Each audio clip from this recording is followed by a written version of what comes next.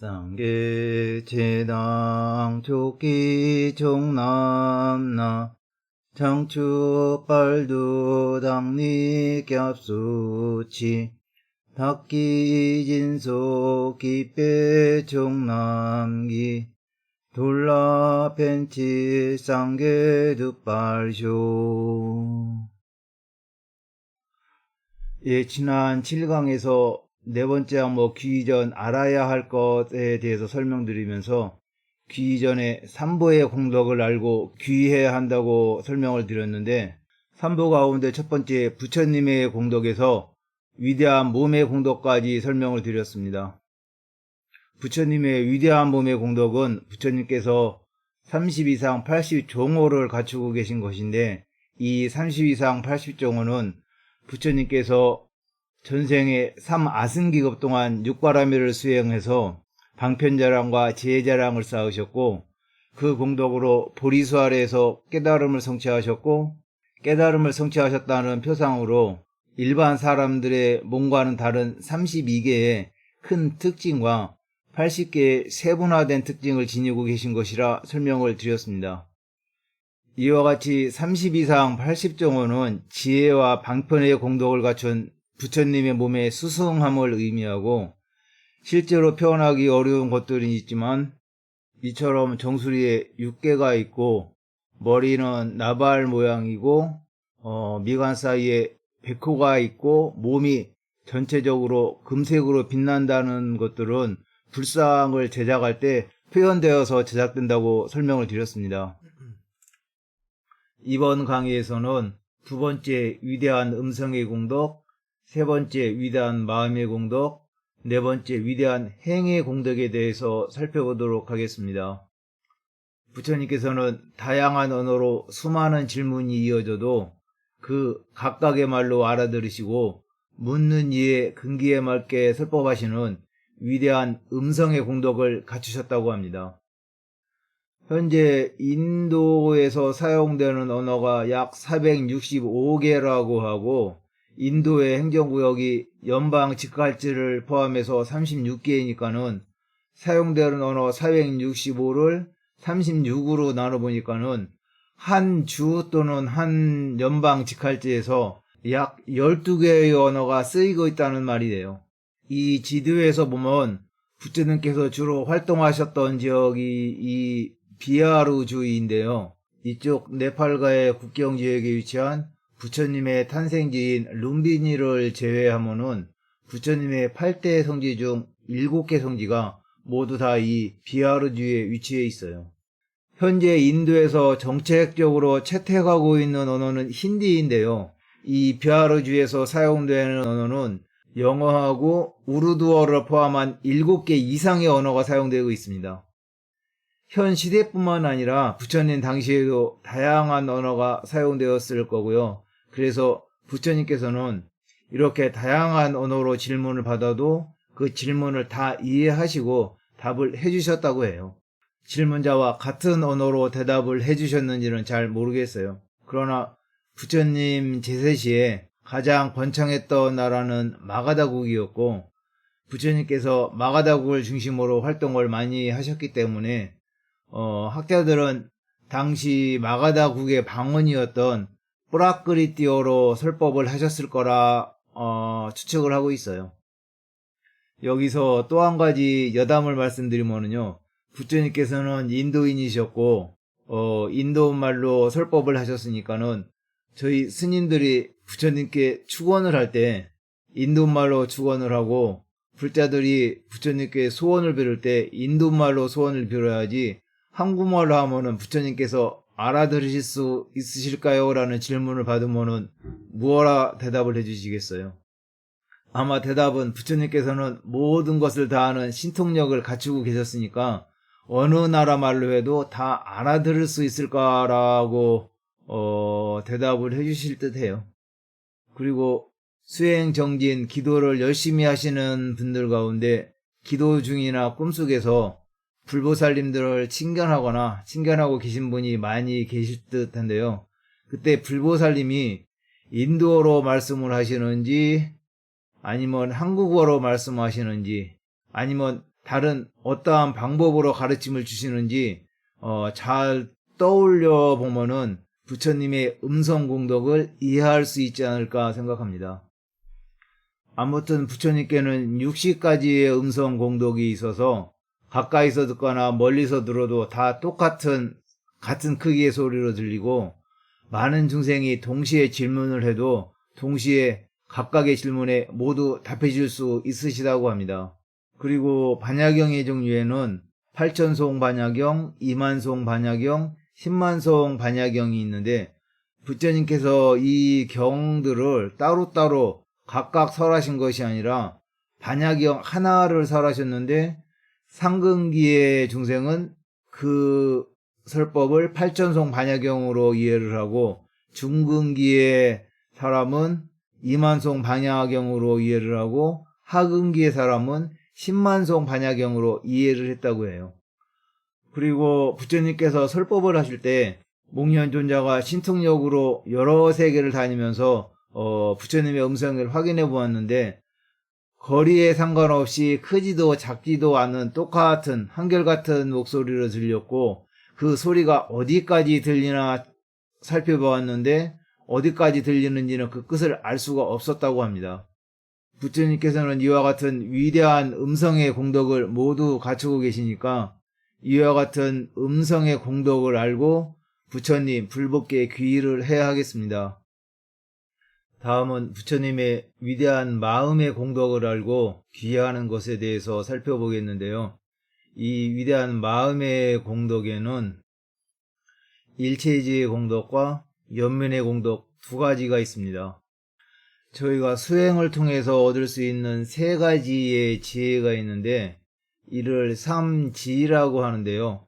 경과 논에 따라서 이 이름이 좀 다르고 설명도 조금 달라요. 그렇지만은 보통 일체지, 도종지, 일체종지라고 하는데, 중생의 근기가 다르듯이 수행의 정도에 따라서 지혜의 깊이가 다른 것을 말합니다.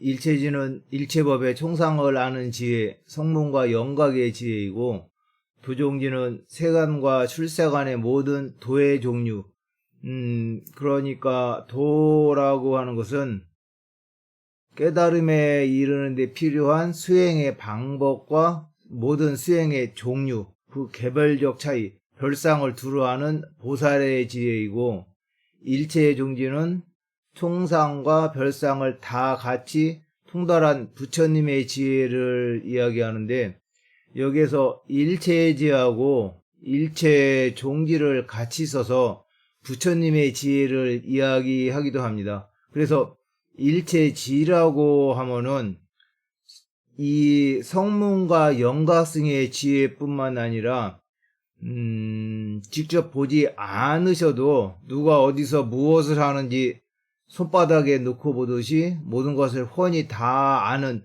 부처님의 지혜를 이야기합니다. 부처님 당시 사람이 죽으면 죽은 이가 살아있을 때의 모습을 만들고 혼을 불러내고 그 혼에게 음식을 차려서 제사를 지내는 풍습이 있었다고 해요. 석가적 가운데 가차라는 사람이 죽었는데 제사를 지내는데 실제로 가차의 모습이 보였고, 사람들은 가차라는 사람이 실제 나타났다고 여기는데, 그때 부처님께서 이 모습은 건달바하고 야차 등 귀신이 죽은 사람의 모습으로 나타나 사람들을 속이고 있다고 이렇게 말씀을 하셨대요. 하지만 아무도 그 말을 믿지를 않았는데요. 그래서 부처님께서는 사람들에게 조그만한 자루에 곡식을 종류별로 담고 그 안에 누가 담았는지 이름을 써서 넣어서 가져오라고 이렇게 지시를 했대요. 그 제사에 참석한 석가족 사람 수가 많아갖고요, 코끼리가 한 짐을 지고 왔는데 부처님께서는 하나도 틀리지 않고 그 자루가 누구의 것인지 가려내셨다고 해요.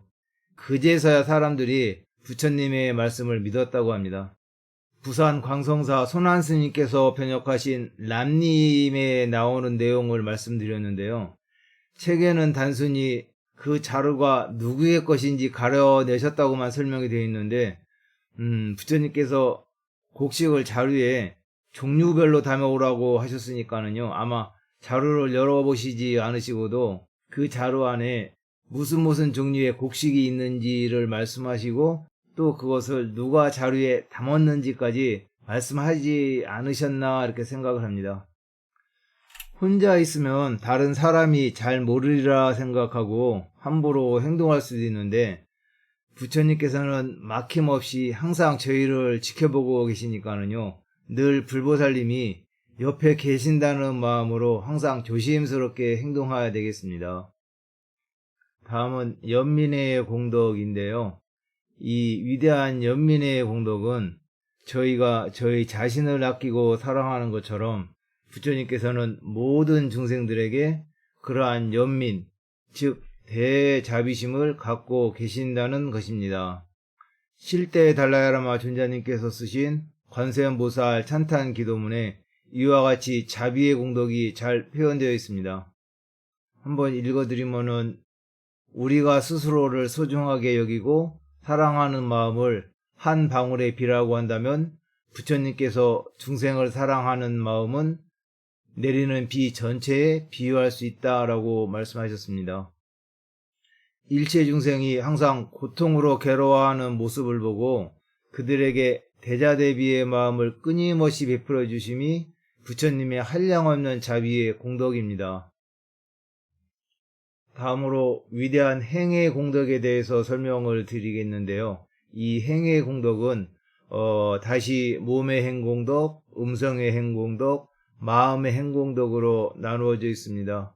먼저 몸의 행공덕에 대해서 설명을 드리면은 제석천이 자신의 노력 없이 청금석이 깔린 땅 위에 나타나자 다른 작은 신들이 이를 보고 제석천과 똑같이 되기를 바라는 마음으로 노력하는 것처럼 우리가 부처님의 32상과 80종호를 보고 그 원인이 되는 것을 닿게 하는 것이 부처님의 몸의 행위다라고 남림에서 설명을 하고 있어요. 이처럼 몸의 행공덕은 불보살님의 평온한 모습의 불상이나 태화를 보고 나도 그와 같은 모습을 얻었으면 좋겠다는 마음을 내고 부처님과 같이 32상 80종호의 모습을 얻기 위한 인을 짓도록 하는 것이 부처님 몸의 행공덕입니다. 여기 옆에 이 기도하는 여인의 모습의 사진을 보면은요, 단아하고 청결하면서도 무언가 강구하는 표정이 잘 나타나 있잖아요. 그래서 저도 기도할 때는 이와 같은 모습으로 기도를 했으면 좋겠다라는 생각이 들거든요. 이처럼 부처님의 32상 80종호의 모습을 보고 나 자신도 그 부처님의 32상 80종호와 같은 그러한 모습을 성취하고자 하는 마음을 내도록 하는 것이 부처님 몸의 행의 공덕입니다. 다음으로 두 번째 음성의 행공덕을 말씀드리면 33 천상계에는 신들의 공덕으로 북을 치는 이가 없어도 북치는 소리가 법문이 되어 신들이 해탈을 추구하도록 자극하듯이 부처님께서 일부러 애쓰시지 않아도 인연이 있는 이들이 부처님의 법문을 듣고 제도되는 것이 부처님의 음성의 행위다라고 설명을 하고 있어요. 이처럼 북치는 소리, 바람소리, 새 노랫소리가 자연스럽게 부처님의 법문소리로 변해서 법음으로 중생을 제도하는 것이 부처님 음성의 행 공덕입니다. 다음은 세 번째 마음의 행 공덕입니다. 구름에서 비가 내려 곡식이 자라나듯이 모든 중생의 마음속에 선행이 자라나게 하는 것이 부처님 마음의 행이다라고 남림에서 설명을 하고 있고, 부처님의 가르침이 없다면 선행을 실천하는 마음, 특히 이타행을 실천하는 마음을 일으키기 쉽지 않았을 것이고, 그렇지만 부처님의 가르침 덕에 조그마한 선업을 쌓으려는 마음을 낼 수 있고, 이러한 마음은 직간접적으로 부처님과 연결되어 있으므로 모두 부처님 마음의 공덕 덕분이라는 것입니다. 이상으로 삼보의 공덕 가운데 불보인 부처님의 공덕에 대한 설명은 마치도록 하고요. 이어서 두 번째 법보 가르침의 공덕에 대해서 말씀드리겠습니다. 지난 7강에서 이미 설명드린 내용이고요. 부처님께서 설하신 84,000 법문 가운데 특히 사성제 가르침 중 멸성제하고 도성제를 티베트 불교에서는 법보로 여긴다고 말씀을 드렸어요. 그리고 그러한 이유는 경장, 율장, 논장에 84,000 법문이 있지만은 84,000 모든 법문의 가르침들이 결국은 고통과 고통의 원인을 소멸하고 해탈, 깨달음에 이르는 길을 설하고 계신 것이기 때문이라고 설명을 드렸어요.